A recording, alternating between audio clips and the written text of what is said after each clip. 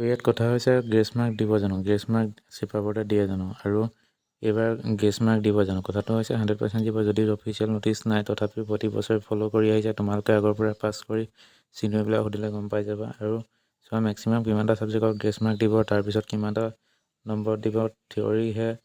Theory দিব নে মেমচিকত দিব, গোটেই ডাউট আজি ক্লিয়াৰ হৈ যাব। তোমালোকে ভিডিঅ'টো সম্পূৰ্ণকৈ চাবা আৰু চোৱা মেক্সিমাম কিমানটা ছাবজেক্টত দিব, আৰু আপ টু 3 ছাবজেক্টত দিব। আৰু যদিও তিনিটাকৈ বেছি ছাবজেক্ট ফেইল কৰা তেতিয়া গ্ৰেছ মাৰ্ক নোপোৱা। এই গোটেইখিনি কথাত তোমালোকৰ মাৰ্কশ্বিট এখন বনাই দিলেহে তোমালোকে বুজি পাবা, নহ'লে নোপোৱা।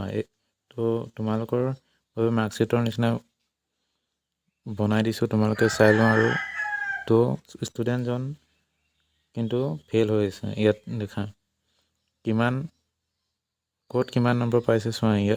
ইয়াত তোমালোকে MCQ আৰু থিয়ৰী দুয়োটাকে কিন্তু ফেইল হৈ আছে। পাব লাগে তো গ্ৰেছ মাৰ্কটো অলপ চেঞ্জ হৈ আছে। তো ইয়াত চোৱা তোমালোকে ইংলিছত 21, এতিয়া ছ'চিয়েল সায়েন্সৰ 8, তো ইয়াত তোমালোকে ফেইল হৈ আছা। তো তোমালোকে ইয়াত টোটেল নম্বৰ তোমালোকৰ 381, তো ইয়াত তোমালোকৰ 63% হৈ আছে। তো তোমালোকে ইয়াত ইংলিছত তোমালোকৰ 10 হৈ আছে। তো 10ৰ লগত তোমালোকৰ এতিয়া 4 এটা যোগ দিব লাগিব। তো তোমালোকে ধৰি লোৱা 10ৰ লগত 4 এটা যোগ দিলা, তো তোমালোকৰ 14 হৈ গ'ল। তো তোমালোকে আৰু ছ'চিয়েল সায়েন্সত তোমালোকে ইয়াত +6 এটা প্লাছ কৰিব লাগিব, যাতে তোমালোকৰ গ্ৰেছ মাৰ্কটো আহিব। তেতিয়া তোমালোকে পাছ কৰা মাৰ্কটো গোট খাই যাব। কিন্তু এই নাম্বাৰটো তোমাৰ পাৰ্চেণ্টেজৰ লগত বা টোটেল নাম্বাৰৰ লগত যোগ নহয়। ইয়াত তোমালোকৰ যিটো নাম্বাৰ সেইটো নাম্বাৰে থাকিব, 381 থাকিব, 63% থাকিব। ইয়াত কোনো তোমালোকে নাম্বাৰ নোপোৱা। গ্ৰেছ মাৰ্কটো অকল তোমালোকৰ পাছ কৰিবৰ সুবিধাৰ্থে দিয়া হৈছে। তো তোমালোকে এইটো কোনো ধৰণৰ পাৰ্চেণ্টেজটো নোপোৱা বেছিকৈ। তো তোমালোকৰ ইয়াত যিটো ৰিজাল্ট ফেইল দেখাইছে, তোমালোকে ইয়াত তেতিয়া পাছ দেখাব। তো তোমালোকে পাছ হৈ যাবা। তাৰপিছত তোমালোকৰ ইয়াত টোটেল নম্বৰ যিমানখিনি থাকিব সেই টোটেল নম্বৰৰ লগত। আৰু যদি তোমালোকৰ থিয়ৰী আৰু MCQ দুটাতে বোলে থিয়ৰীত বোলে বেছিকৈ পাইছা আৰু MCQত কমকৈ পাইছা, তেতিয়া তোমালোকৰ ইয়াত ধৰি লোৱা তোমাৰ 21টো ইয়াত দি দিছোঁ, তোমালোকৰ ইংলিছত তোমালোকে 10 পাইছা MCQত। তো তোমালোকে এতিয়া ইয়াতো ঠিক সেইধৰণে পাই যাবা। তোমালোকে এতিয়া 3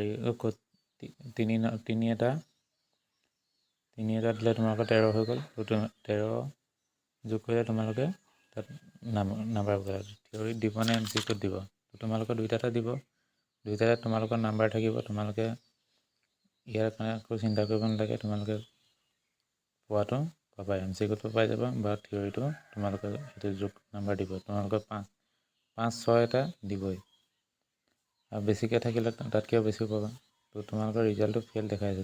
তোমালোকৰ 3টা ছাবজেক্টত বেয়া, এতিয়া তোমালোকৰ 359টা তোমালোকে পাই আছা। তাৰপিছতো তোমালোকৰ ৰিজাল্ট বেয়া হৈছে, ফেইল দেখাইছে।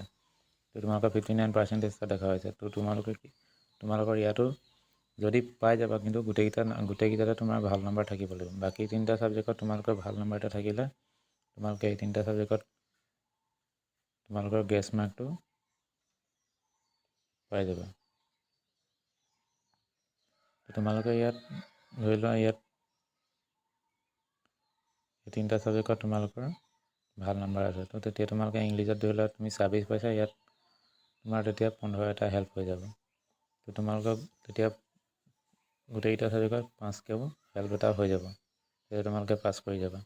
তোমালোকে ইয়াত যদি ইংলিছত 11, 3 এটা যোগ কৰিলে তোমালোকে 14 হৈ গ'ল। ইয়াত 12ত 1 এটা যোগ কৰিলে, তাৰপিছত ইয়াত তোমালোকে 4 এটা যোগ কৰিলে, তো তোমালোকৰ 8, টোটেল তোমালোকৰ 8 হৈ আছে। তো তোমালোকে 8 নম্বৰ এটা অলৰেডি গ্ৰেছ মাৰ্ক এটা পাই গৈছা।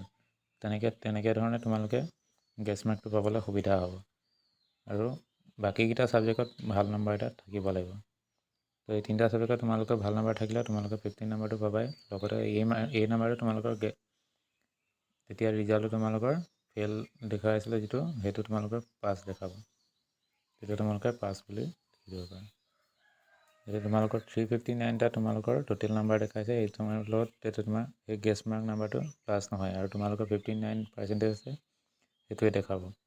গতিকে এইটোৱে আছিল তোমালোকৰ মাৰ্কশ্বিটৰ সুবিধাটো। আৰু তোমালোকৰ HSLC যিটো প্ৰতি বছৰ 4 লাখ কেণ্ডিডেটে দিয়ে, প্ৰত্যেক বছৰে তোমালোকৰ